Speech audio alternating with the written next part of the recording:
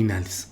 Déjeme abonar un poco a lo que creo que está sucediendo en estos momentos. Hay una discusión muy fuerte respecto a todo lo que implica la cuestión electoral. Y como luego dicen, no es que la gente sea reacia, sino que hay elementos e ingredientes que llevan constantemente a duda o a escepticismo lo que se realiza en el poder electoral, es decir, en uno de esos órganos del poder electoral, que es el Instituto Nacional Electoral. Un INE que aún no tiene toda la renovación suficiente para que veamos sus actos y sus decisiones como actos y decisiones autónomos, soberanos, de buena fe y con una buena intención. Se mantienen todavía elementos, personajes, ingredientes en el Instituto Nacional Electoral que llaman a la preocupación porque finalmente significan herencias o supervivencias del viejo estilo de manejo del Instituto Federal Electoral, llamado así antes, o Instituto Nacional Electoral como ahora. No se ha podido cambiar totalmente porque en el INE lo que hay es un cambio escalonado de consejeros. Un año cambia un cierto número de ellos, a los 2 años o al año siguiente cambia otro, es escalonado. Y hasta ahora ha ingresado un grupo de consejeros con un perfil más respetable, más accesible a la confianza de la gente, y eso es parte de lo que hoy se está viviendo. En un México que mire usted lo que son las cosas, ¿sabe usted que, por ejemplo, pueden cobrarle 14,170 pesitos por fumar adentro de su auto particular? Bueno, es una hipótesis que está planteando el coordinador de los senadores de Morena, Ricardo Monreal. Él está planteando la posibilidad de que se establezca multas para aquellas personas que consuman, que mantengan prendido o consuman tabaco incluso adentro de sus propios vehículos. Eso podría llevar a una sanción hasta de 100 días de salario mínimo. No importa si el vehículo está caminando o está estacionado. El hecho está en que se busca que no haya consumo de tabaco adentro, incluso de los automotores particulares. Es una propuesta apenas, como otras propuestas que han generado también mucho ruido. Esta propuesta de Alfonso Ramírez Cuéllar, con quien vamos a hablar al final de este programa, quien está planteando que haya por una sola ocasión un impuesto a las 160,000 fortunas más grandes del país, para que de esa manera contribuyan al erario federal y pueda ser un auxilio en materia de cuestiones económicas y de cuestiones del trato o de la pandemia pues del coronavirus, del COVID-19, que haya ese impuesto. Pero bueno, todo esto está a reserva de lo que pueda darse en este terreno, en un terreno en el cual la situación económica complicada hace que el gobierno federal, el gobierno del presidente López Obrador, esté haciendo todo un esfuerzo por tratar de asegurar que llegue el dinero, los recursos asistenciales a ese segmento que ha sido siempre señalado como el preferente para el gobierno del presidente López Obrador, es decir, los segmentos más necesitados en términos socioeconómicos.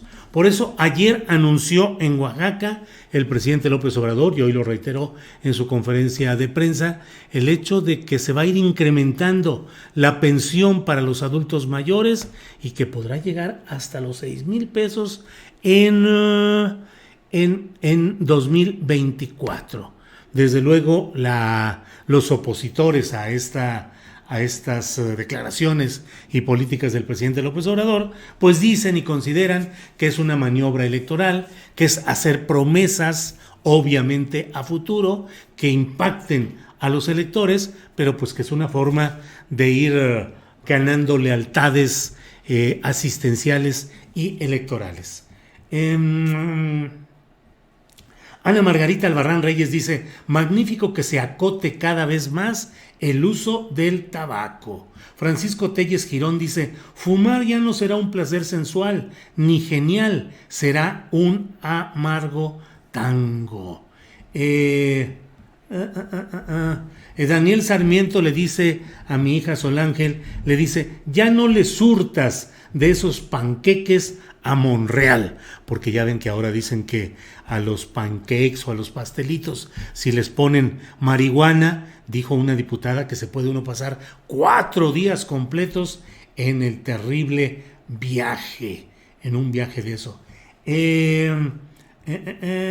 Aquí dice Perianistas Killer 1, dice, mejor que multen con esa feria a los que avientan, escupen por la ventanilla. Francisco Martínez dice, el artículo 105 de la Constitución no permite cambios a las leyes vigentes después de iniciado el proceso electoral, lo cual fue en septiembre del año pasado. Los parásitos están violando la Constitución. No es exactamente así. Le voy a... La Constitución y las leyes correspondientes lo que establecen es que no se haga dentro de los 90 últimos días antes de la elección. Es decir, todavía en marzo se pueden hacer estos cambios porque quedaría todavía enero, febrero, marzo, abril, mayo y llega ya el cambio en junio. O sea, hay ese señalamiento de que 90 días antes no deben hacerse ese tipo de cambios. Le diré que me lo envió incluso como un comentario el abogado que fue subsecretario de Gobernación, Ricardo Peralta. Dice, el penúltimo párrafo de la fracción segunda del artículo 105 constitucional señala que las leyes electorales federal y locales deberán promulgarse y publicarse por lo menos 90 días antes de que inicie el proceso electoral en que vayan a aplicarse, y durante el mismo no podrá haber modificaciones legales fundamentales. Eso es lo que dice en un artículo, entiendo que publicado en Excelsior, Ricardo Peralta, abogado que fue subsecretario de Gobernación. Bueno, tenemos hoy muchos asuntos interesantes que vamos a ir compartiendo con ustedes, pero quería reflexionar con ustedes acerca, ya les dije lo del INE, lo del Instituto Nacional Electoral, que es algo en lo cual debemos estar muy atentos a todo lo que se esté aprobando, sometiendo a discusión en esa área. ¿Por qué?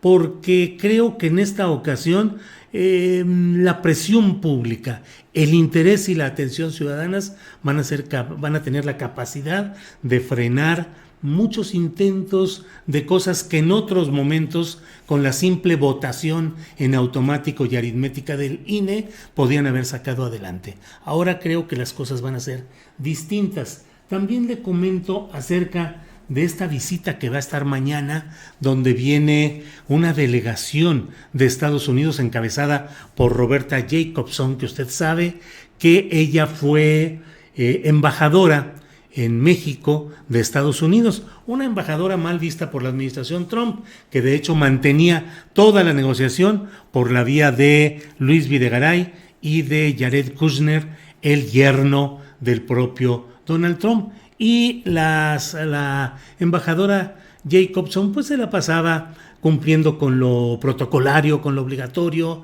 viajando por el país, celebrando la riqueza folclórica, gastronómica, cultural nuestra, como lo hizo también el siguiente embajador, que ya se retiró. Entonces, ahora llegan hoy a México, entiendo, pero estarán hasta mañana, una reunión encabezada por esta ex embajadora que ahora viene ya con el poder del Partido Demócrata y que viene con una delegación para platicar con Marcelo Ebrard y funcionarios de la Secretaría de Relaciones Exteriores acerca del tema del flujo migratorio que viene de Centroamérica. Es un tema muy interesante porque resulta que con Donald Trump se obligó a México a que aceptara ser, pues, la migra 4T, decía yo, es decir, el meterse a controlar el flujo migratorio de Centroamérica, porque si no, Donald Trump nos amenazaba con imponer aranceles a productos mexicanos. Ahora viene esta delegación, supuestamente con un ánimo distinto, con un ánimo de analizar cuáles son las causas profundas de esa migración de Centroamérica y de Latinoamérica en general hacia Estados Unidos. Temo que se van a topar con la realidad. La causa de esas migraciones es la injusticia y la desigualdad económicas auspiciadas, promovidas y defendidas por Estados Unidos.